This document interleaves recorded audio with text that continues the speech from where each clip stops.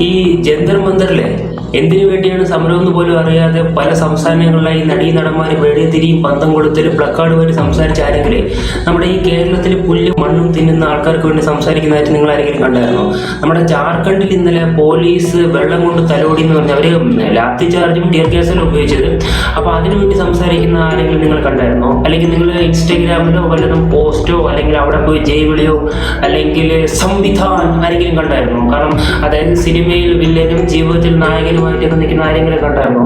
കണ്ടില്ലെങ്കിൽ നിങ്ങൾ ദയവേത് ഇൻസ്റ്റാഗ്രാം പോലുള്ള സോഷ്യൽ മീഡിയയിൽ എന്തുകൊണ്ട് അവർ സംസാരിക്കില്ല എന്ന് പറഞ്ഞ് വരല്ലേ പ്ലീസ്. അപ്പൊ എന്നാൽ നിങ്ങൾ ഈ മനസ്സിലാക്കിയിട്ടില്ല, അവർ അനീതിക്ക് വേണ്ടി സംസാരിക്കുന്ന ആൾക്കാരല്ലായിരുന്നു.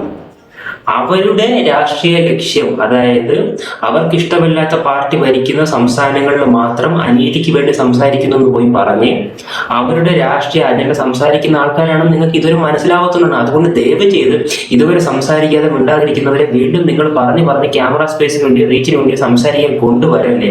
സത്യസന്ധമായി നടക്കുന്ന സമരത്തിന് വേണ്ടി അവരോട് സമരം ചെയ്യുന്നത് അവർക്ക് നീതി ഉറപ്പായും കിട്ടണം. അതിന് ഇവരെ പോലുള്ളവർ അവരെ വരണ്ട. ആൻഡ് ദയവ് ചെയ്ത് ആരും പോസ്റ്റ് ഇട്ടും നമ്മുടെ സപ്പോർട്ട് പറഞ്ഞും വരരുത് കേട്ടോ. കാരണം അവരെങ്ങനെയെങ്കിലും ഈ സത്യസന്ധമായി നടക്കുന്ന സമരത്തെ സത്യസന്ധമായി തന്നെ ചെയ്ത് അവർ വിജയിപ്പിച്ചോളും.